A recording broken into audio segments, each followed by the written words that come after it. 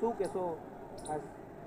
જો યોગ દિવસ છે એ ખૂબ જ મહત્ત્વનો દિવસ છે, એટલા માટે થઈને કે યોગ એ ભારતીય સંસ્કૃતિની અંદર એક જીવન જીવવાની પદ્ધતિ છે.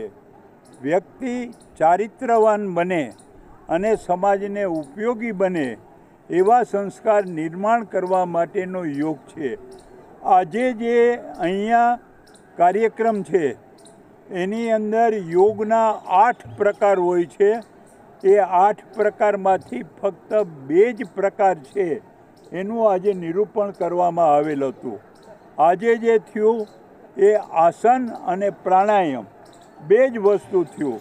યોગની શરૂઆત થાય છે કે યોગમાં પહેલો પ્રકાર છે એ યમ છે. યમ એના 5 ભાગ છે.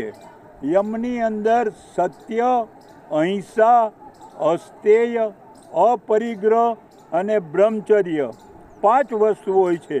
માણસે દરેકના જીવનની અંદર સત્ય બોલવું જોઈએ, સાચું કામ કરવું જોઈએ. અહિંસા એટલે હિંસક મનોવૃત્તિનો નાશ કરવો જોઈએ. અસ્તેય એટલે બીજા કોઈની ચીજ વસ્તુ લેવાની મનોવૃત્તિ ન રાખવી જોઈએ. અપરિગ્રહ એટલે તમારા જીવનમાં જેટલી ચીજ વસ્તુઓ અને જેટલા ધનની જરૂરત હોય એટલું જ રાખવું જોઈએ. એનાથી વધારે સમાજને સમર્પિત કરવું જોઈએ. અને બાકીનું રીતે જે કે ઇન્દ્રિયો ઉપર કાબૂ રાખવો જોઈએ. બ્રહ્મચર્ય એટલે ઇન્દ્રિયો ઉપર કાબૂ રાખવો જોઈએ. આ પહેલી વાત છે એ યમમાં આવે. યમ પછી નિયમ આવે. નિયમની અંદર પણ 5 વસ્તુ છે. પહેલી વાત છે એ શૌચ. શૌચ એટલે સ્વચ્છતા. તમારું શરીર સાફ હોવું જોઈએ, તમારું ઘર સાફ હોવું જોઈએ, તમારો મોહલ્લો સાફ હોવો જોઈએ, તમારે ક્યાંય ગંદકી ન કરવી જોઈએ.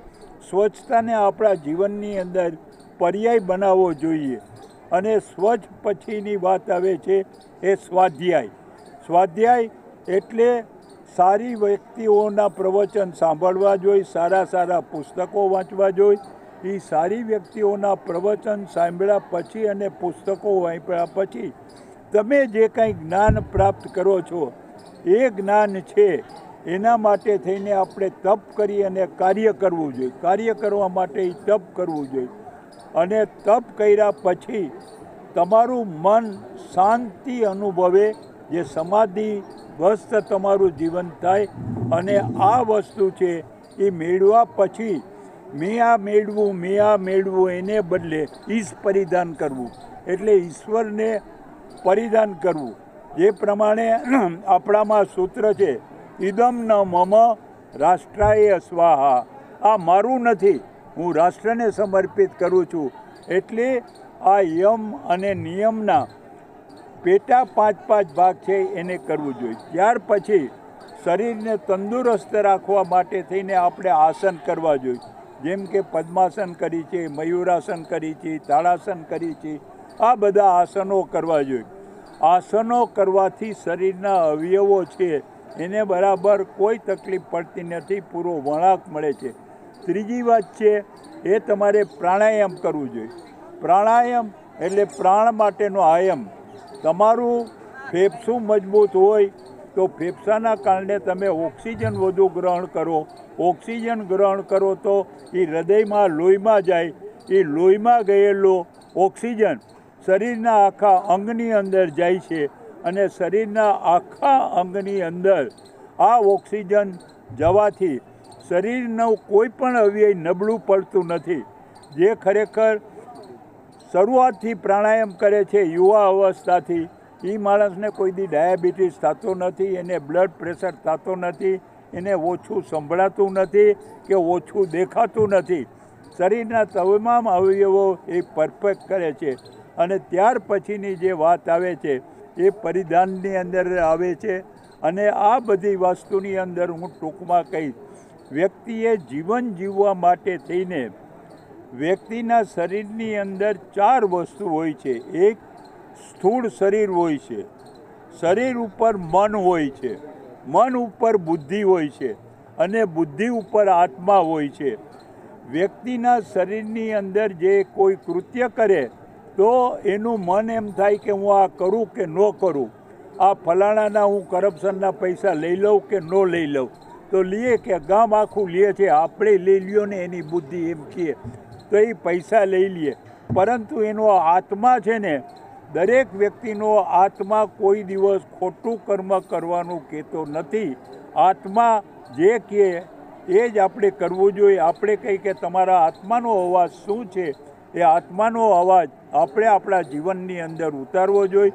આ રીતે યોગ એ જીવનની શ્રેષ્ઠ પદ્ધતિ છે અને આ 8 પ્રકારની જે ક્રિયા યોગની છે એ જે માણસ પ્રાપ્ત કરે એને યોગી પુરુષ કહેવાય છે.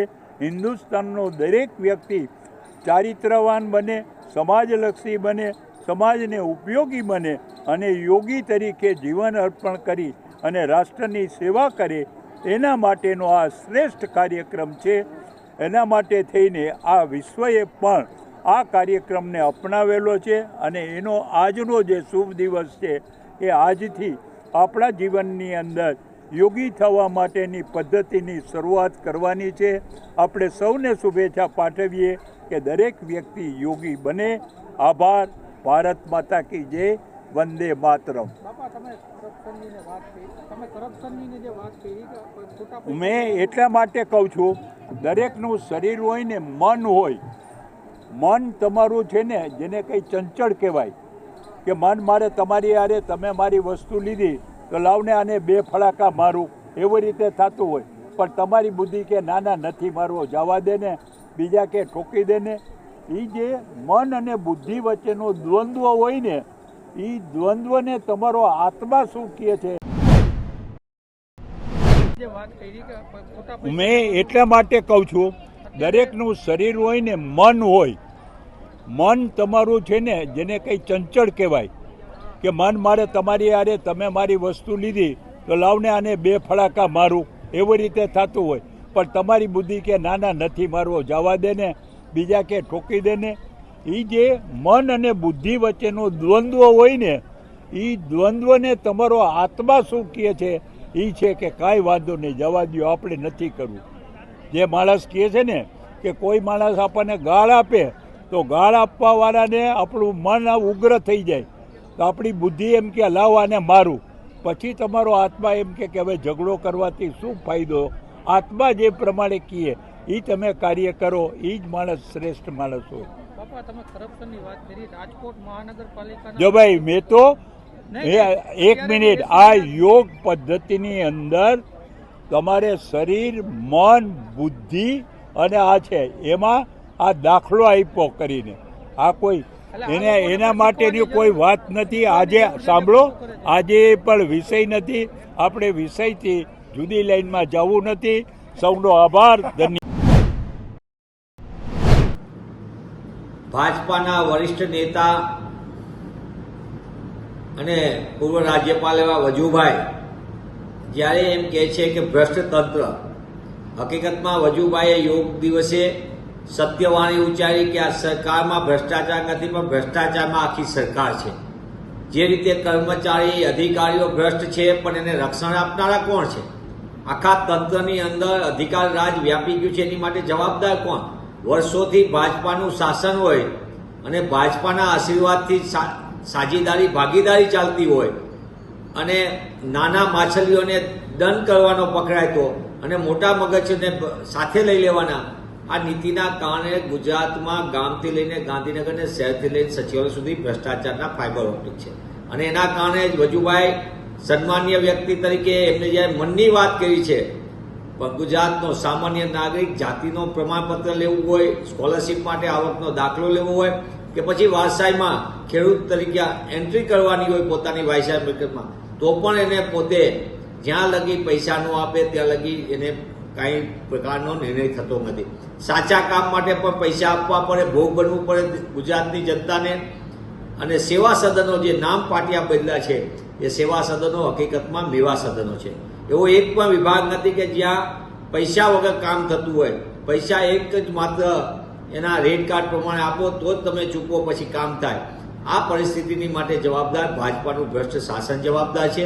ત્યારે હું માનનીય વજુભાઈને વિનંતી કરું છું, માત્ર અધિકાર નહીં, માત્ર કર્મચારી નહીં, પણ આ ભ્રષ્ટાચારની ગોઠવણમાં રાજકીય આશીર્વાદ આપનાર નેતાઓ જે સામાન્યમાંથી કરોડપતિ માલિકો બન્યા છે તે તમામ માટે જવાબદારી સ્વીકારી અને એમને મનની વાત જ્યારે માધ્યમોમાં કીધી છે ત્યારે દિલની વાત એમને ભાજપાના વરિષ્ઠ નેતાઓ માટે પણ કહેવી જોઈએ. તો જ ગુજરાત અને ગુજરાતીઓ ભ્રષ્ટાચારમાંથી બચી શકશે અને તેમને સરળતાથી પોતાની સાચી વાત કરી શકશે અને સાચું કામ થઈ શકશે.